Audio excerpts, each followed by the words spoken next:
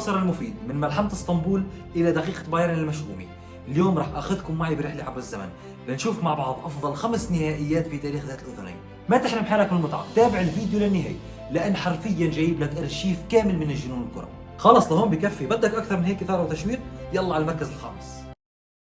نهائي 2014 فينا نعطيه عنوان بالخط العريض رأسية العاشر. اتلتيكو مدريد متقدم 1-0 وعلى بعد خطوة واحدة بس من تحقيق اللقب، اصلا جماهيره بلشت بالاحتفال، ولكن الدقيقة 93 صمت رهيب خيم على المدرجات، ركنية ارسلها لوكا مودريتش اوقفت القلوب، وفجأة ومن بعيد وتحديدا من مناطق الدفاع جاء سيرجيو راموس ليقتل حلم اتلتيكو مدريد ويعطي فرصة ذهبية لريال مدريد نحو العاشر. المباراة انتهت 4-1 لريال مدريد، بس الصورة الوحيدة اللي انرسمت هون هي رأسية سيرجيو راموس اللي اهدت حرفيا ريال مدريد للعاشر.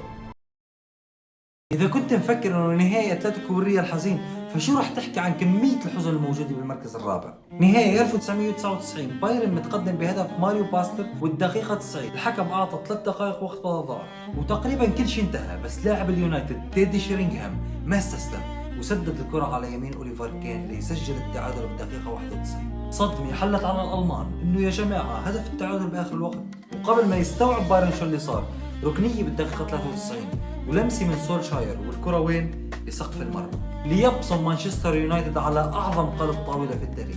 بهي اللحظة حرفيا انهارت الدموع، لاعبو بايرن ميونخ استسلموا وتساقطوا على الأرض حتى قبل صفرة النهائي. تخيل معي 120 ثانية فقط حولت بايرن ميونخ من بطل أوروبا إلى أكثر قصة ألم في تاريخ النهائيات.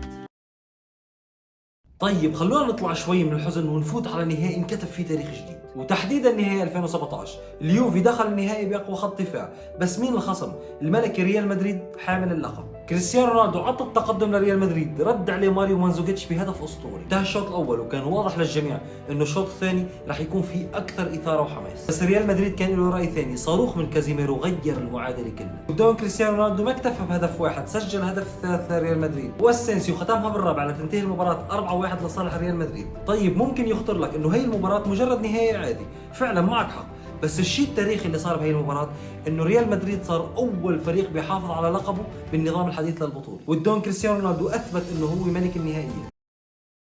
نهائي 2006 الشهير، انتبه في معلومة رح تصدمك حرفيا وفي ناس كثير ما كانت تعرفها، لهيك ركز منيح. ارسنال دخل النهائي ليحقق اول لقب بتاريخه، مقابل برشلونة ب 2006 كان فريق مرعب، بس اللي صار بالدقيقة 18 كان لحظة مفصلية بالمباراة. مهاجم برشلونة بيتعرض لإعاقة من حارس ارسنال ليمان، والحكم بيعطيه البطاقة الحمراء. هون الجميع انهار، الأعصاب تلفت وتسلل الخوف لعقول اللاعبين، إنه معقول نلعب أمام برشلونة ب10 لاعبين فقط؟ بس عاد الأمل للجميع برأسية كامبل، تقدم استمر للدقيقة 76 وهنا جاءت اللحظة الحاسمة. تمريرة سحرية من البديل هنري كلارسون لصامويل إيتو ليسجل التعادل بالدقيقة 76، وبعد 5 دقائق فقط وتحديدا بالدقيقة 81 جاءت رصاصة الرحمة من البديل بيلينتي، هدف حرفيا أنهى الحلم الإنجليزي. أيوة تعال أعطيكم المعلومة اللي في كثير ناس ما بتعرفها، هي أول لقب كان لرونالدينو وميسي بنفس الفريق. طبعا ميسي ما لعب النهائي لأنه كان عنده إصابة، بس بيعتبر هذا أول لقب لميسي مع برشلونة. طالما وصلت له ما تنسى تحط لنا لايك وتشترك بالقناة وشارك الفيديو مع أصدقائك ليتعرفوا على أفضل 5 نهائيات بالعالم. وهلأ رح نحكي وإجا دور المركز الأول، معجزة اسطنبول.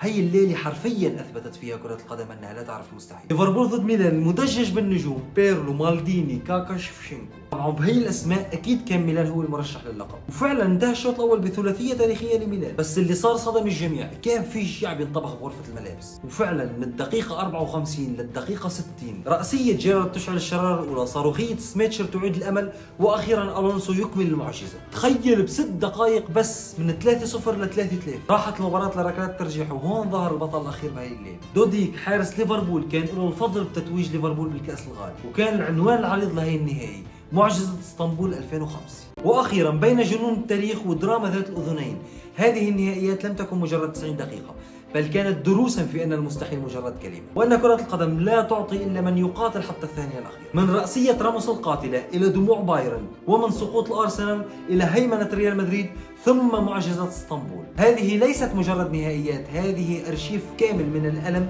المجد، الجنون الكروي. وهلا الدور عليك، برأيك شو أعظم نهائي دوري أبطال أوروبا؟ اكتب لي رأيك بالتعليقات، وما تبخل علينا باللايك واشترك بالقناة لأنه القادم أقوى بالمراحل.